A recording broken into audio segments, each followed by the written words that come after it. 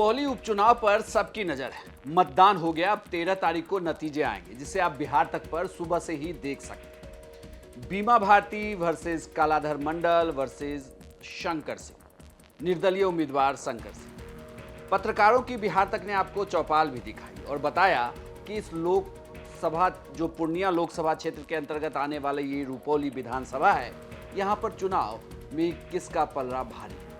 लेकिन चुनाव के दौरान एक खास बात दिखी। यहां अगर वोटिंग प्रतिशत की बात करें तो लगभग 51% के आसपास मतदान हुआ है, जो पिछली बार की मतदान से 7% कम है। बीमा भारती आरजेडी की टिकट पर चुनावी मैदान में थी, वहीं शंकर सिंह निर्दलीय और कलाधर मंडल जेडीयू के टिकट पर चुनाव लड़ रहे। बीमा भारती को पप्पू यादव ने समर्थन तो दिया, लेकिन उनके चुनाव प्रचार के दौरान वो कहीं दिखे नहीं। यानी कि पप्पू यादव ने क्षेत्र में बीमा भारती के लिए चुनाव प्रचार नहीं किया।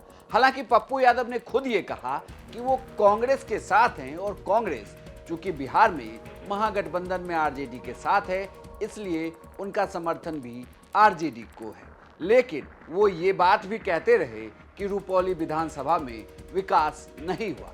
यानी कि अगर रुपौली विधानसभा में विकास नहीं हुआ तो उसके लिए जिम्मेदार कौन है?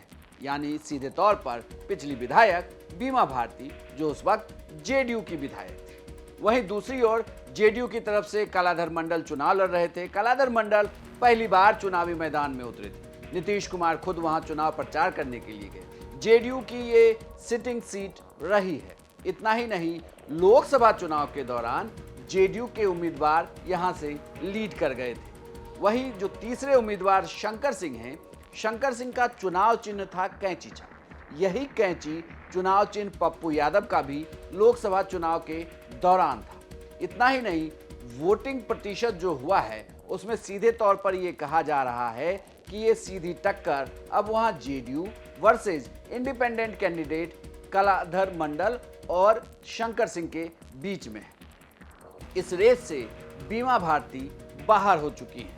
अगर यहां पर बीमा भारती चुनाव हारती हैं तो सीधे तौर पर यह कहा जाएगा कि ये लालू यादव और तेजस्वी यादव की हार है। लेकिन वहीं अगर वो चुनाव जीत जाती है तो इसके लिए पप्पू यादव को जिम्मेदार बताया जाएगा।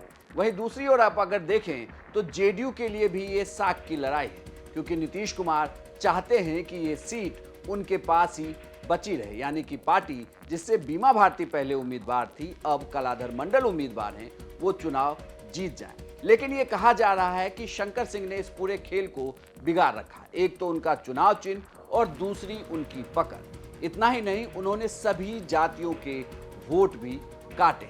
अब देखना होगा कि 13 तारीख को जब नतीजे आते हैं तो इन तीनों में से बाजी कौन मारता है। लेकिन सीधे तौर पर देखें तो रुपौली विधानसभा की जंग दिलचस्प जरूर है।